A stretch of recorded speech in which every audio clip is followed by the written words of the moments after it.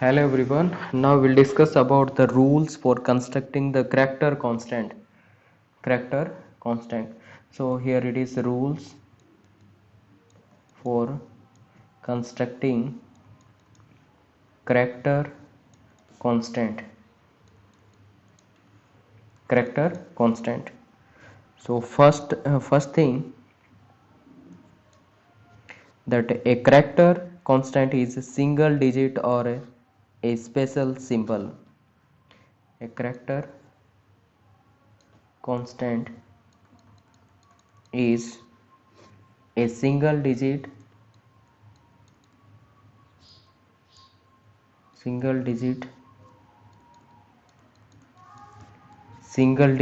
or a special symbol.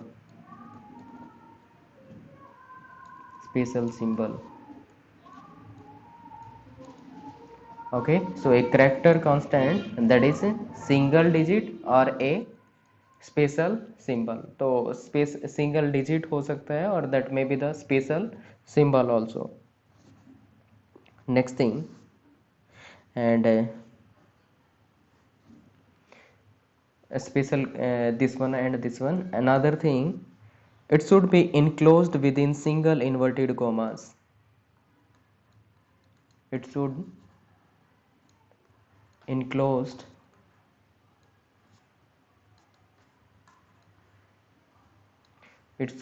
enclosed within single inverted comma. Single inverted comma. Okay, single inverted comma and should point to left. Okay, it should point to left. Comma के बारे में बता रहा है. Generally ये वाला coma होगा, that is okay. This is the character representation for the character, right? What about this one? Is this representation correct representation for character? Yes. Which one is correct out of these? Second one is correct.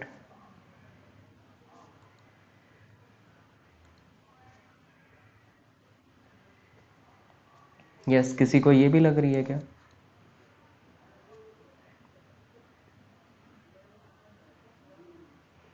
Okay, so actually this is the wrong one and this is the correct one.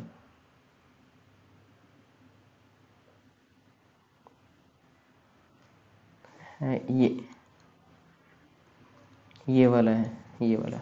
ठीक है,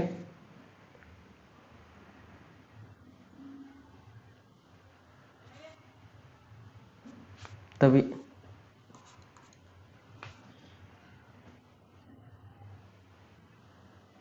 now it is fine. ये वाला, ये क्या है? Correct representation रहेगी. And next thing is maximum length for character. Maximum length can be one character. Okay, here maximum length that can be one character. For example, it can be, अभी मैं ऐसे लगा रहा हूँ बट वो मैंने बता दिया, बार बार वो वाला नहीं लगा रहा मैं. ठीक है, दिस वन. नेक्स्ट क्या कह सकते हैं? ये स्पेशल सिंबल है, ये वाला हो सकता है, और दैट कैन बी 5. ये नंबर्स हो सकते हैं, और that can be again special symbol. ठीक है, तो ये सारे क्या है? These are the representation of character, right? तो ये सब क्या है? करेक्टर्स होंगे. Okay, so now confirm me it is clear और not.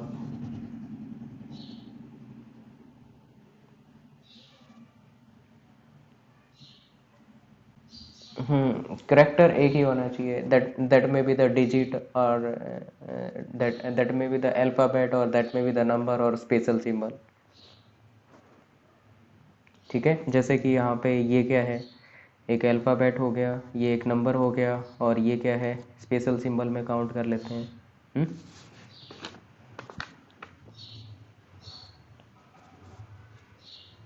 No, no, that can not be single digit.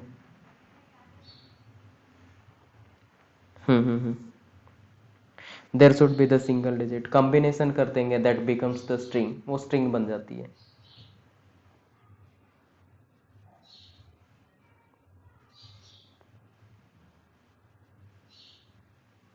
Yes, वहाँ पे एटलीस्ट लगा हुआ था, at least. Done, okay.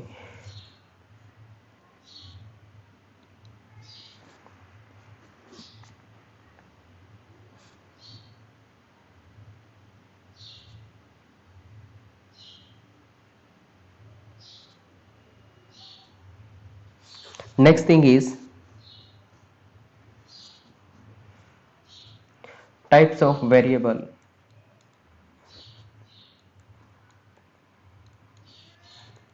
Types of variable. So first thing, that variable names are given to the location in memory. Variable name, they are representing the memory location. ठीक है, variable name क्या represent करेंगे, memory location को represent करेंगे। मान लीजिए ये क्या है, एक मेमोरी है, तो इस मेमोरी में ये वाली सेल है, इसको कौन रिप्रेजेंट कर रहा है, x, और इसके इनसाइड वैल्यू क्या है, 5। तो इसका मतलब क्या है, x is a variable, right, और ये किसी लोकेशन को क्या कर रहा है, रिप्रेजेंट कर रहा है, और उस लोकेशन के इनसाइड क्या हो सकता है, कोई वैल्यू हो सकता है, कोई कांस्टेंट हो सकता है, right. So we can say that variable that represent the memory location, and inside that these locations can contain, right, memory location, and these location can contain, these location can contain integer, real, integer, real, character, constant. ठीक है, तो यहाँ पे value क्या हो सकती है, that may be the integer type और रियल टाइप और करेक्टर टाइप, राइट। तो इसको क्या बोल देंगे, that it can contain the integer, real, character, constant. ठीक है, next thing, a particular type of variable can hold same type of constant. मान लीजिए कि कोई वेरिएबल है, वेरिएबल का नेम मैंने मान लिया कि ए है, integer A, just a minute,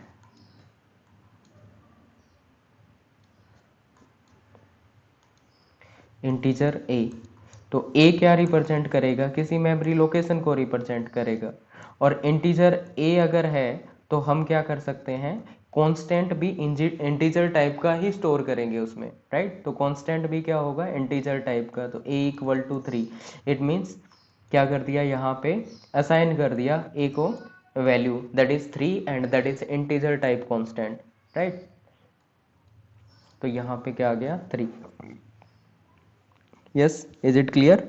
इसका मतलब क्या हुआ कि that particular type of variable can hold the same type of constant, particular type of variable that can hold the same type of constant. अगर इंटीजर टाइप का variable है तो integer constant को होल्ड करेगा, करेक्टर टाइप का है तो character को होल्ड करेगा।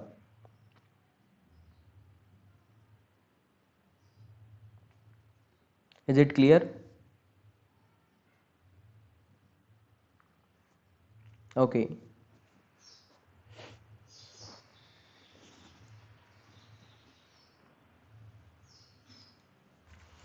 Next thing, rules for construction of variable name.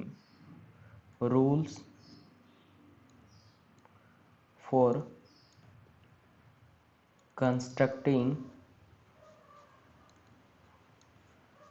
variable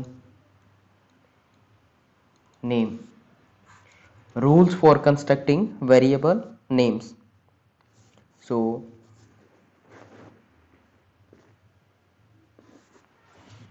first thing, there can be any combination, of 1 to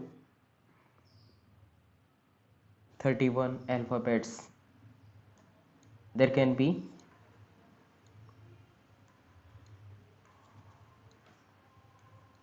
any combination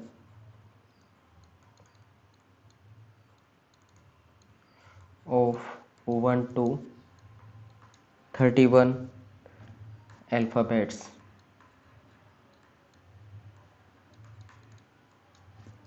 Next thing, alphabets, digits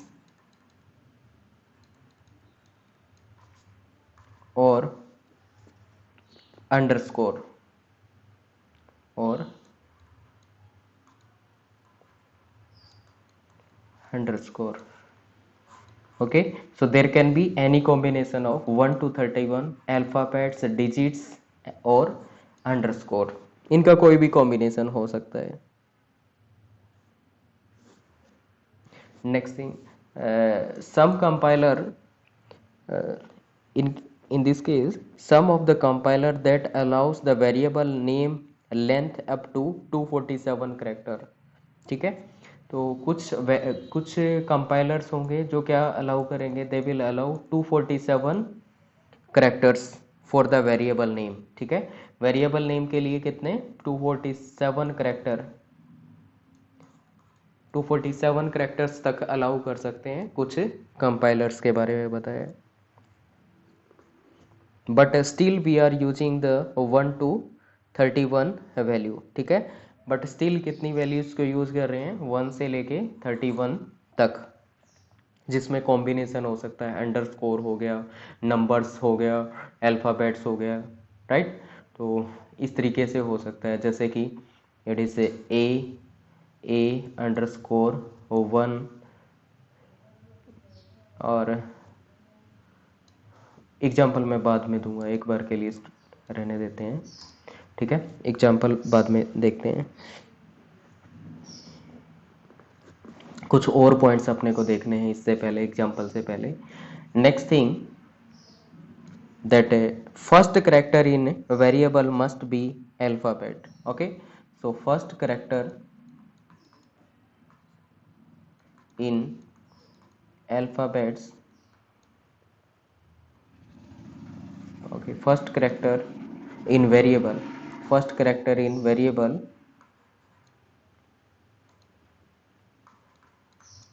must be alphabet.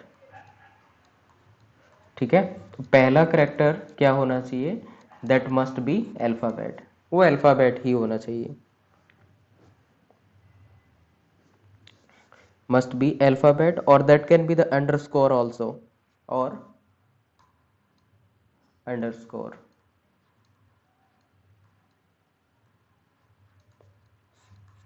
Alphabet और underscore. Next, no comma, no blanks are allowed within a variable name. No comma,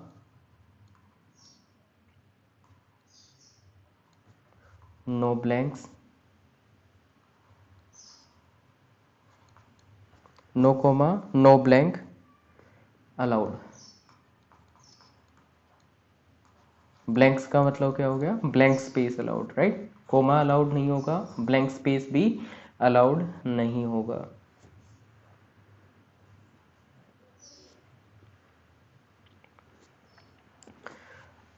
Another thing, that no special symbol other than underscore is allowed. Right, no special symbol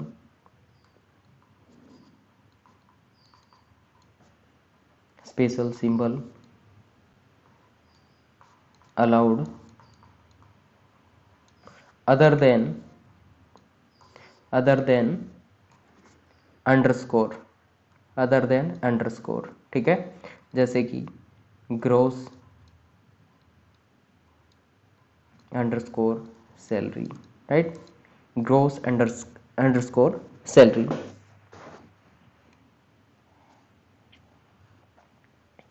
or it may be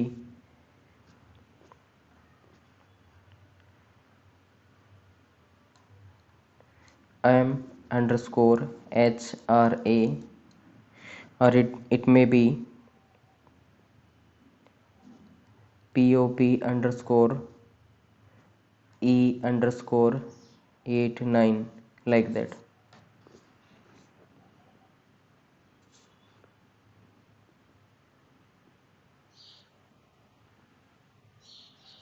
हाँ तो मैं allow कर रखा है ना, मना कहाँ किया,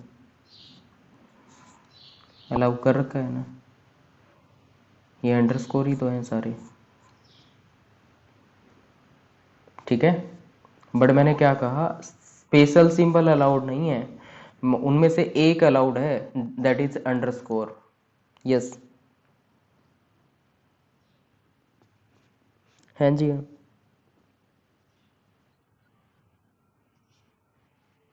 कॉम्बिनेशन हो सकता है, दैट में be the A B C D and so on, 0 1 2 up to 9, इन चीज़ों का, और प्लस अंडरस्कोर।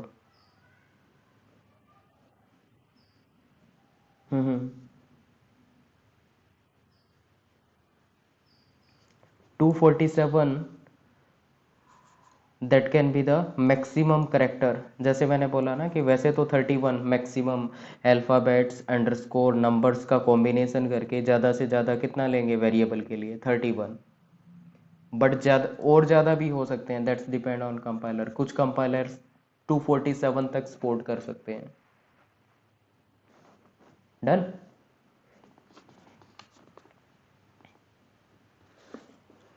ओके, सो एक बार रिपीट कर देता हूँ। Rules for the construction of variable name. So variable name is nothing but the location name, and there can be the any combination of underscore, any combination of that 1 to 31 alphabets digits and underscore. मतलब maximum number जो maximum variable length क्या हो सकती है, that can B 31। But कुछ cases में exception है कि 247 तक क्या हो सकती है, लेंथ हो सकती है, दैट्स डिपेंड ऑन कंपाइलर। कुछ कंपाइलर्स ऐसा सपोर्ट करते हैं। नेक्स्ट क्या है, the first character in variable, first character in variable that must be alphabet और अंडरस्कोर। पहला करेक्टर क्या होगा, दैट मस्ट बी या तो अल्फ़ाबेट होगा या फिर वो अंडरस्कोर हो सकता है। और next thing, no comma no blank space allowed, blank space नहीं होगा, कोमा नहीं होगा in between. Next thing, no special symbol is allowed, special symbol कोई अलाउड नहीं होगा other than underscore. Underscore allowed हो सकता है बट अदर देन अंडरस्कोर और अलाउड नहीं होगा। और ये कुछ एग्जांपल्स हैं वेरिएबल नेम के। Variable name that can be a also, that can be roll number, that can be the variable name. Roll number भी वेरिएबल नेम हो सकता है। और रो like that, r number, r underscore number, that can be the variable name, roll number है ना, r underscore number, that can be the variable name. So these are the examples for the variable name.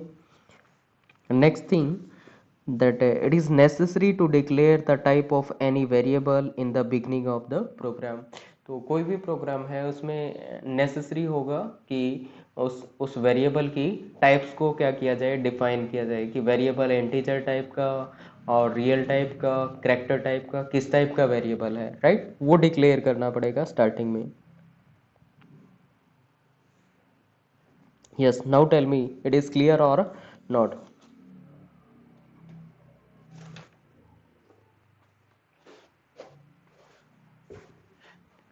Clear है, okay. और generally variable name जो होते हैं वो हम कुछ इस तरीके से, जैसे मुझे रोल नंबर लिखना है, रोल नंबर के लिए मैं ऐसे वेरिएबल नेम तो नहीं लूंगा ना कि ए लिख दिया मैंने, इंटीजर ए।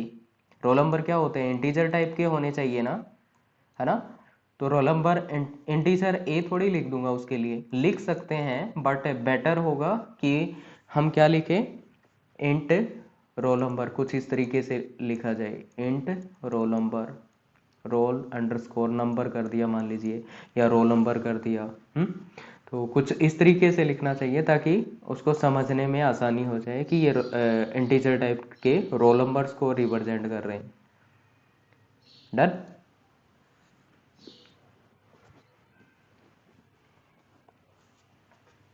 मैंने कहा कि पर्टिकुलर कोई नाम देना बेटर होगा कि ब्लाइंडली कुछ लिखने से। ए बी सी की जगह क्या करना चाहिए, मान लीजिए रोल नंबर को रिप्रेजेंट करना है तो वहाँ पे रोल नंबर लिखना चाहिए, ना कि ए लिखना चाहिए। ए से क्या समझेंगे, है ना।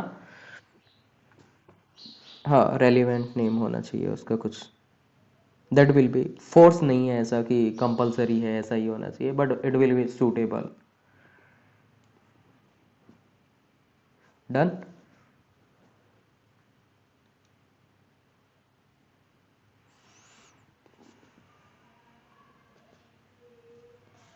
Next is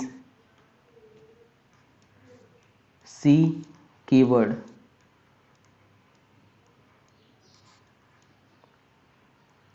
C keywords. तो कीवर्ड्स का मतलब क्या हुआ, keywords are the words whose meaning has already been explained to the C compiler। Keywords क्या होते हैं, ऐसे वर्ड्स होते हैं जिनका जिनका मीनिंग ऑलरेडी कंपाइलर को पता होता है, राइट। ऑलरेडी एक्सप्लेन कर रखा होता है उनका मीनिंग कि ये जो कीवर्ड्स हैं इनका पर्टिकुलर क्या मीनिंग होगा, राइट। सो कुछ कीवर्ड्स होंगे दैट आर फिक्स, ठीक है। तो कुछ कीवर्ड्स होंगे वो क्या हो रखे हैं, जनरली फिक्स होते हैं और उनका पर्टिकुलर मीनिंग होता है, राइट। तो लिख सकते हैं that keywords are the words, keywords are the words whose meaning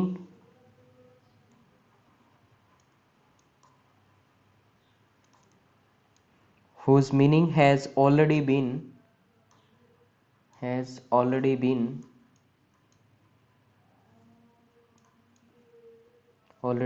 explained।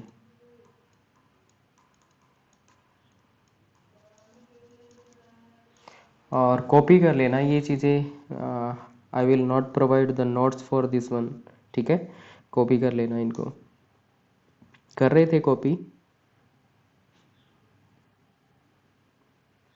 Okay. सो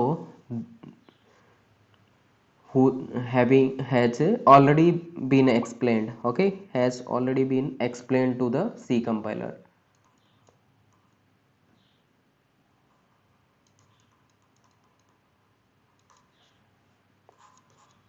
ठीक है। तो ऐसे वर्ड होते हैं जिनका ऑलरेडी मीनिंग क्या होता है, एक्सप्लेन्ड होता है, कंपाइलर को पता होता है।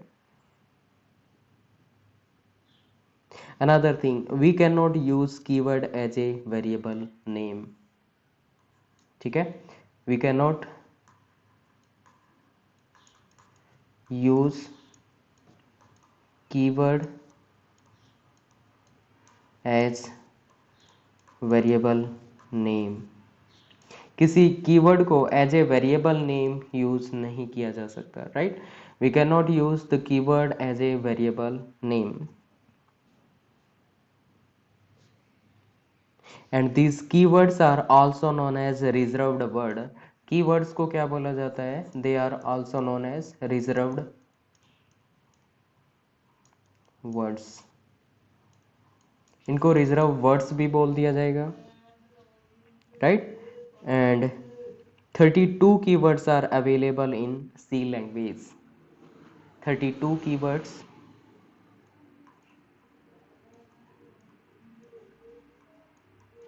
are available in C language, okay. तो सी लैंग्वेज में 32 कीवर्ड्स क्या है, अवेलेबल हैं। Okay, now tell me, is it clear till this part.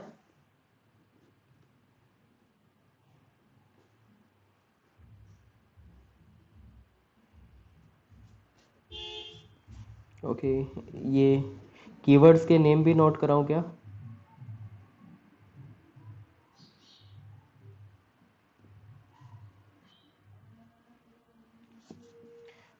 हाँ, इनका पता होना चाहिए आप लोगों को थोड़ा सा। चलो एक बार के लिए लिख देता हूँ। One is auto, auto, break, case, then character, constant, ठीक है, continue, default, do, after that double, double, else, enum, enum, extern, float, for, go, go to, and if. Right, बहुत सारे नाम आप लोगों ने इनमें सुन रखे होंगे। और नेक्स्ट है integer, int, long, register, return, return, short, signed, size of,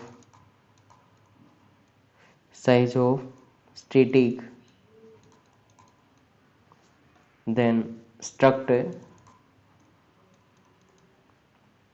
switch, struct, switch, typedef, union, unsigned, void,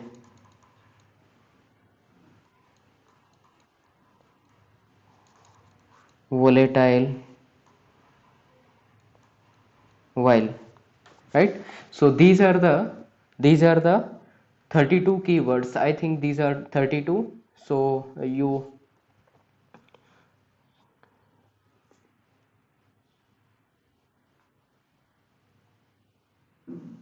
मैं कीवर्ड से सीधा, just a minute,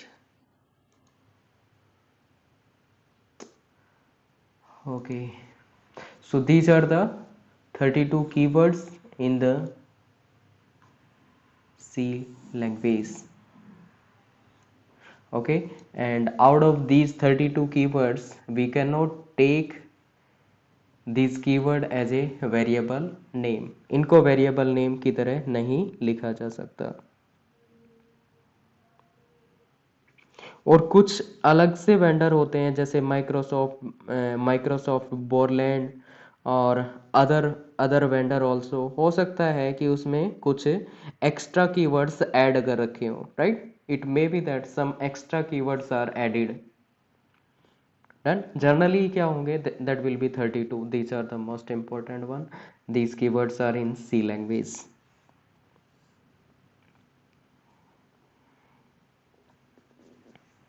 Yes, now tell me, it is clear or not? Clear, okay.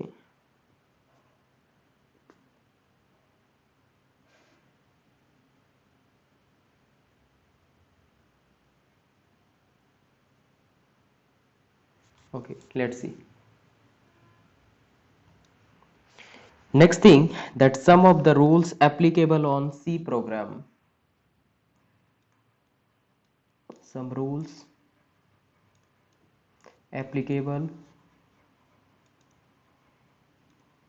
on C program. First thing, that each instruction in C program is written as a separate statement. Means हर एक instruction क्या होनी चाहिए, एक separate statement होनी चाहिए। हर एक instruction क्या होनी चाहिए, that should be the separate statement.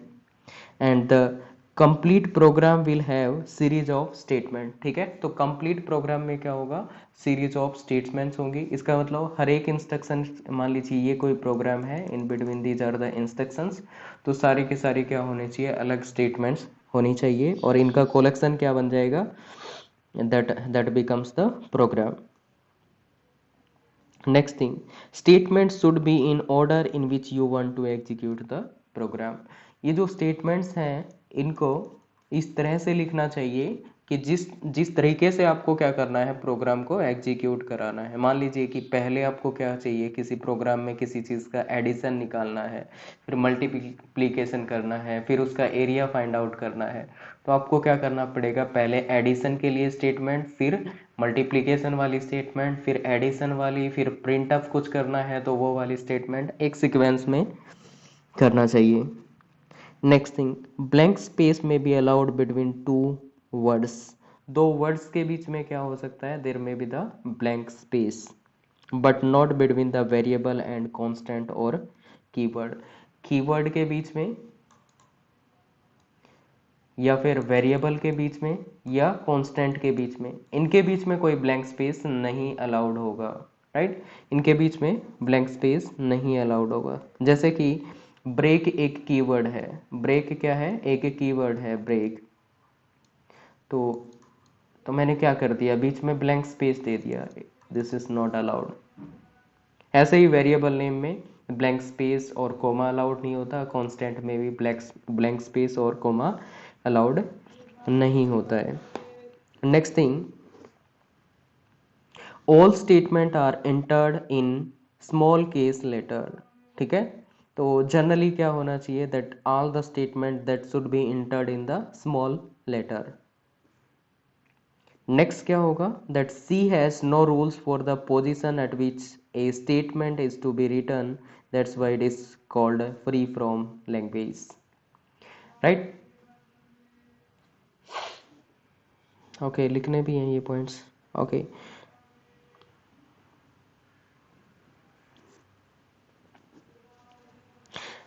All the statement should be entered in small case letter. ठीक है, तो जो भी स्टेटमेंट है वो क्या होनी चाहिए, स्मॉल केस में होनी चाहिए।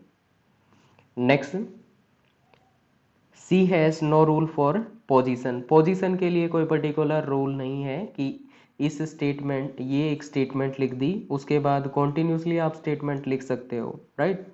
तो ऐसा कोई रूल नहीं है, इसलिए इसको क्या बोला जाता है, that's why it is called free from language. तो इसको फ्री फ्रॉम लैंग्वेज बोला जाता है।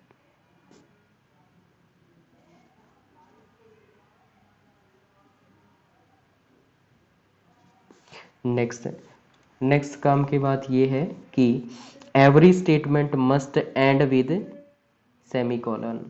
हर एक स्टेटमेंट क्या होनी चाहिए, सेमीकोलन से एंड करनी चाहिए। Every statement must end with semicolon, right. That is also known as statement terminator. ये क्या होता है, टर्मिनेशन का काम करेगा। सेमीकोलन क्या करेगा, स्टेटमेंट टर्मिनेशन का काम करेगा।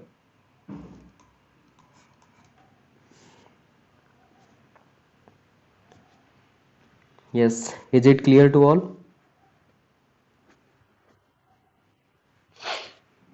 ब्रेक वाला मैंने कहा था कि कीवर्ड है ना ब्रेक, ब्रेक एक कीवर्ड है, बीच में कोई ब्लैंक स्पेस नहीं होना चाहिए। मैंने यहाँ पे स्पेस दे रखा है,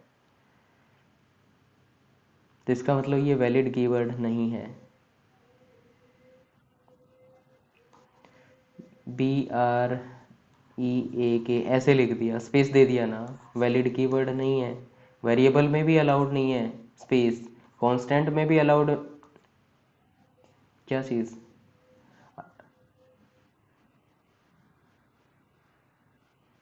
हाँ फिर तो अलाउड है, हाँ फिर तो अलाउड है, हाँ।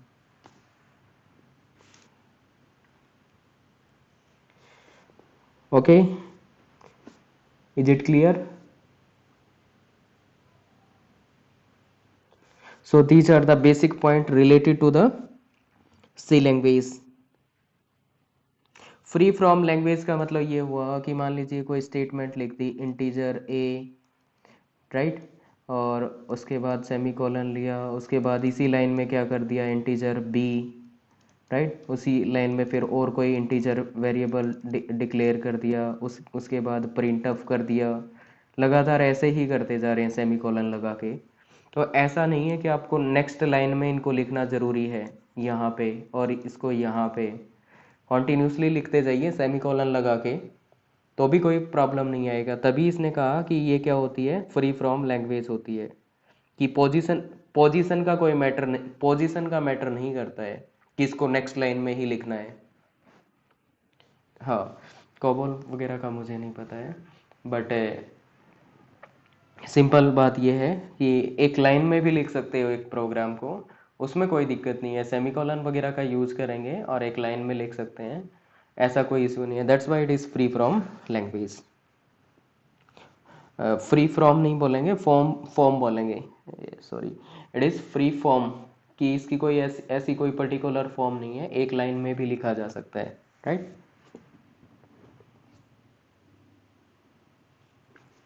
मैंने गलती से फ्रॉम बोल दिया था, इसको फॉर्म लिखना, ठीक है, फ्री फॉर्म। डन। ओके, सो यहाँ तक काज कर लेना। नेक्स्ट में क्या करेंगे, सी का पहला प्रोग्राम लिखेंगे जिसमें मे बी हेलो लिखेंगे, है ना, और वो नेक्स्ट क्लास में करेंगे।